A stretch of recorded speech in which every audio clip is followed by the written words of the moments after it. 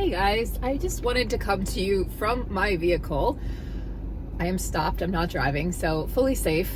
And I just had some thoughts that I wanted to push along. I don't know if this will end up being a short or an actual video, probably a short.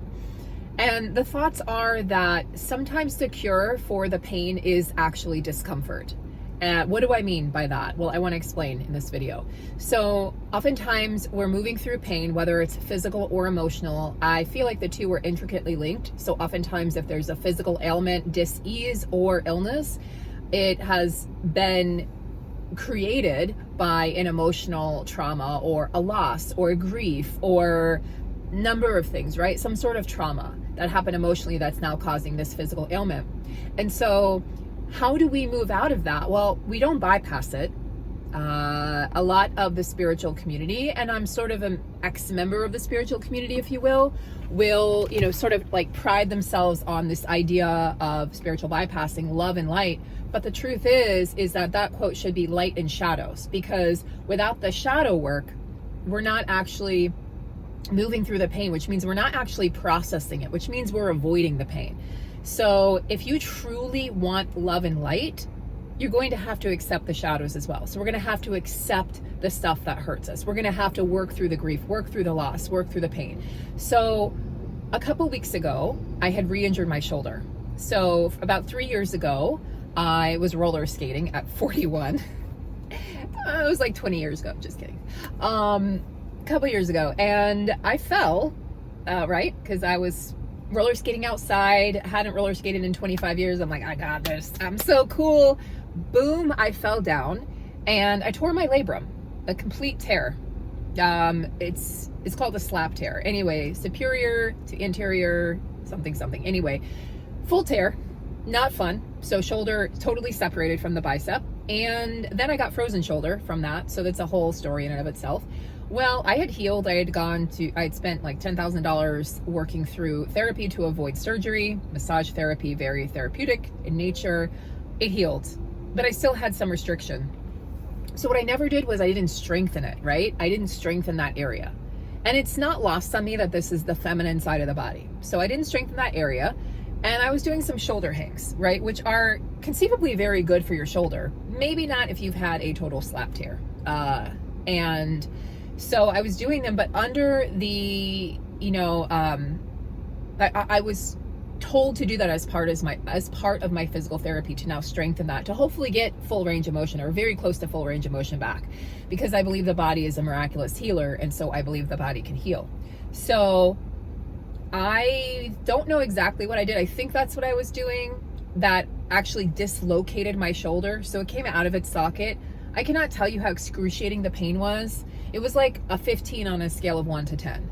And for about 2.5 days, I couldn't do much of anything. I couldn't sleep. I couldn't move. I could barely get dressed. I could barely shower. All of these things were excruciating.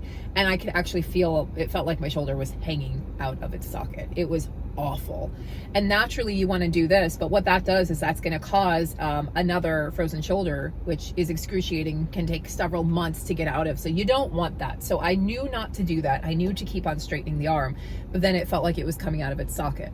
So all of that to say that I went to my lady here, my massage therapist, and she's like, look, Sarah, I mean, I was in tears. I was crying. I was in excruciating pain, and I was scared because I knew how uncomfortable and painful it can be in the beginning if your shoulder has frozen, which is sort of what I thought happened. Thank God we caught it before it fully froze, but I think it was on its way to doing that. So she had me do a couple things. Within a day and a half, I was out of pain. The pain went away. It never came back. Also, I did self-hypnosis on myself. I ran that on myself, and I cannot wait to share with you guys about the benefits of hypnosis. But in addition to that, I had her telling me, you're going to have to move through the discomfort if you want to get out of pain. And I sort of had this aha epiphany moment of like, like my whole life flashing before my eyes, and realizing that the cure for the pain is in the pain. The cure for the pain is feeling the discomfort, is not just trying to bypass it.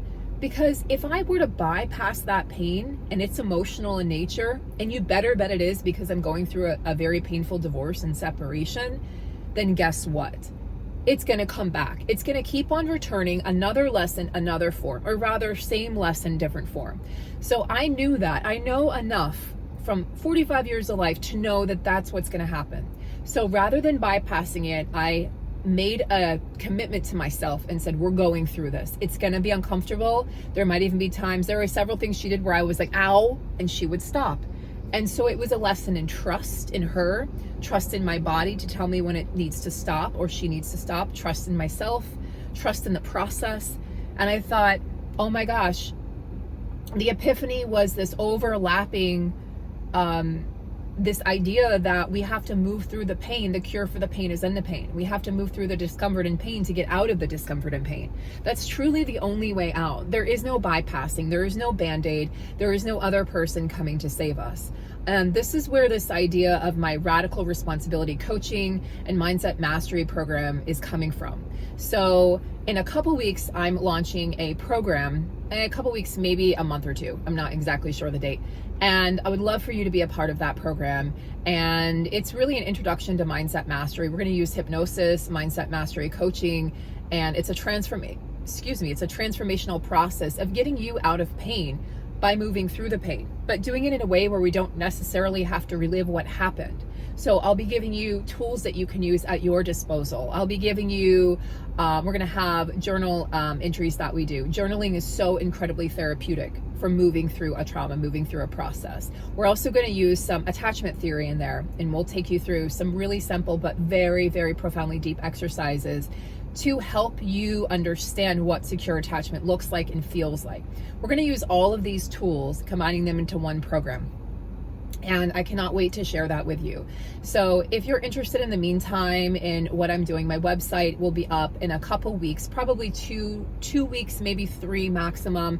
And then you'll be able to book directly on the website. But I do offer one-on-one coaching sessions. They're a combination of coaching, mindset mastery coaching, attachment theory, and hypnosis. If you just want coaching, we can do that. If you just want hypnosis, we can definitely do that. But I do like to use a blend in my sessions. We don't always start off with hypnosis, but typically that will be part of the process because it's so profoundly therapeutic and so profoundly transformational. If you have any questions, please let me know in the comments below. And I'd love to just hear from you in the comments below about any epiphanies that this video may have inspired within you and your mindset and your mentality, how you might apply this to your life, and how this has actually played out in your life where you've had to move through pain to get to the other side of the pain.